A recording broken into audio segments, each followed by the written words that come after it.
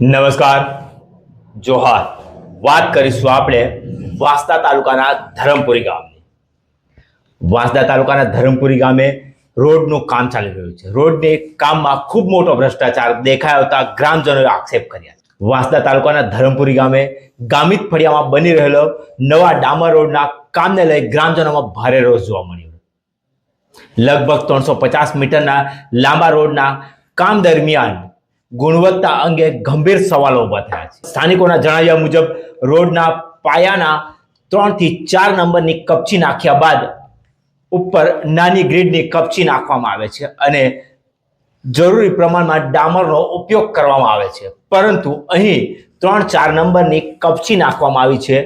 ઝીણી ડામરની કપચી નાખવામાં આવી છે અને ત્યારબાદ સીધો ડામરનો બનાવેલો કપચીનો માલ પાથરી દેવામાં આવે છે. નીચેના જે લેયર છે એમાં ડામરનો જરાક પણ ઉપયોગ કરવામાં નથી. ગ્રામજનોનો આક્ષેપ છે કે ઉપર માત્ર અડધા ઇંચનો ડામરનો લેયર પાથરવામાં આવી રહ્યો છે, ઝીણી કપચી સાથે પાથરી દેવામાં આવી રહ્યો છે, જેના કારણે રોડનું આયુષ્ય ખૂબ જ ઓછું રહેવાની શક્યતા છે.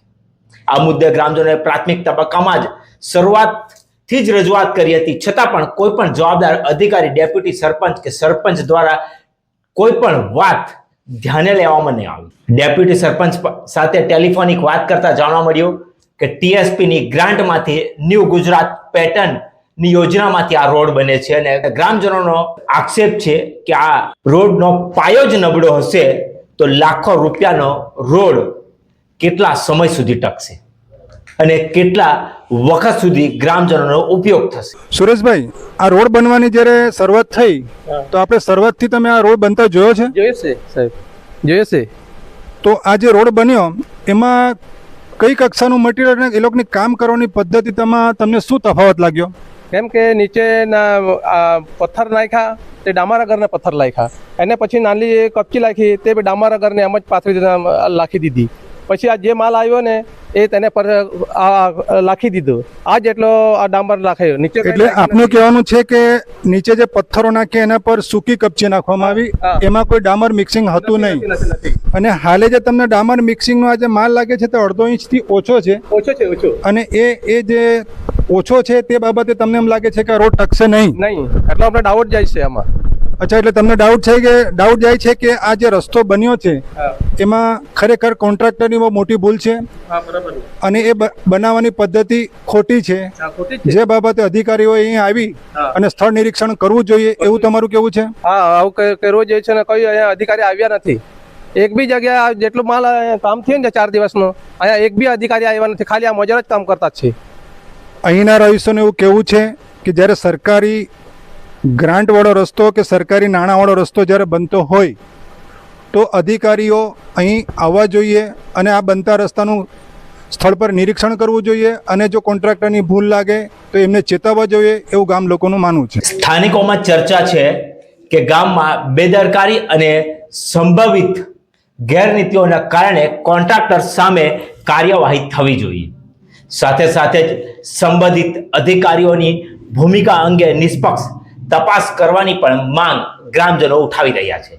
ગ્રામજનોએ માંગ કરી છે કે રોડના કામની ટેકનિકલી તપાસ કરવામાં આવે, ગુણવત્તા ચકાસવામાં આવે અને નિષ્ણાત ટીમ બોલાવીને રોડને તપાસ કરી રોડ કેવો છે એ જોવડાવવામાં આવે.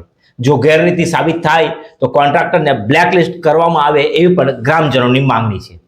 જવાબદાર અધિકારી સામે યોગ્ય અને શિસ્તબદ્ધ પગલાંની પણ કાર્યવાહી કરવામાં આવે પણ ગ્રામજનોની માંગ ઉઠી. ધરમપુરી ગામે ડામર રોડ જે બને છે એ બાબતની ચર્ચા આજે કરીશું. આપણે મળીશું આ જ ગામના કેટલાક રહીશોને કે એ લોકો આ ડામર રસ્તા બાબતે શું કહેવા માંગે છે, એ લોકોની શું પ્રોબ્લેમ છે એ આપણે જાણીશું. એ લોકો કંઈક આ રસ્તાના બાબતે કંઈક કહેશે એવું મને લાગે છે. બેન, આપનું નામ?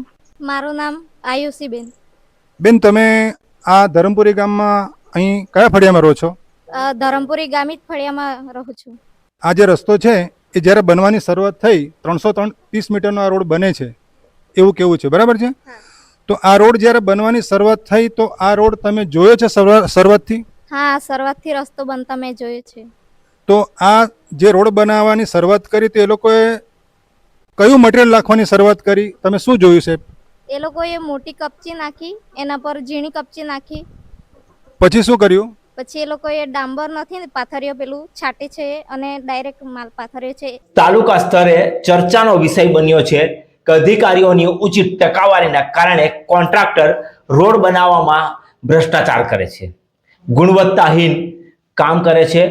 બિલ પાસ કરવાનું કામ તાલુકાના એસઓનું હોય છે, પણ આ બિલ ગુણવત્તાહીનનું જે કામ છે એ કામનું સર્ટિફિકેટ પૂર્ણતાનું આપી તાલુકાના એસઓ પણ એમાં ભાગીદારી ધરાવતા હોય એવું ગ્રામજનો અને લોકચર્ચા પણ ચાલી રહી છે. જ્યારે ગુણવત્તાહીન કામનું બિલ કેવી રીતે પાસ થાય એ પણ એક તપાસનો વિષય છે. ગ્રામજનોએ આશા રાખી છે કે જો સંબંધિત તંત્ર તાત્કાલિક ધ્યાન આપી યોગ્ય કાર્યવાહી કરે તો આવા ભ્રષ્ટાચાર રૂપી બનતા રોડ અટકી શકે છે અને ગ્રામજનો માટે ઉપયોગી અને સારા રોડ બને એવી ગ્રામજનોની પણ અપેક્ષા છે.